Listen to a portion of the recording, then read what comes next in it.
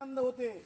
ज्या शतकामध्ये अनेक संत महापुरुष जन्माला आलेले होते आणि त्यांचा एकच उद्देश होता की या राष्ट्राला जर जागृत करायचा असेल तर त्याचं एकमेव बिंदू म्हणजे तो आहे युवक। आणि मग तो युवक व्यसनाधीन नसला पाहिजे, तो युवक सशक्त असला पाहिजे। तो जर युवक मरगळलेला असेल तर ही भारत भूमी केव्हाची समाप्त होऊन जाईल।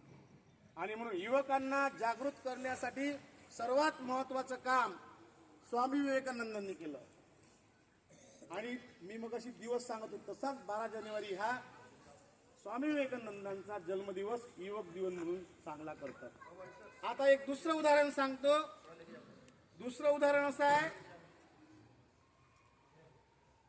की शिवाजी महाराज त्यांच्या राज्यामधून जात असताना चिमाजी अप्पाची मुलगी त्यावर घोड्यावरून पडलेली होती आणि ती पडल्यानंतर शिवाजी महाराजांना दिसल्यानंतर शिवाजी महाराजांना त्या महिलेला उचलून घरी आणलं आणि म्हटलं अशीच आमची आई असती, सुंदर आम्ही झालो असतो, वदले शिव छत्रपती।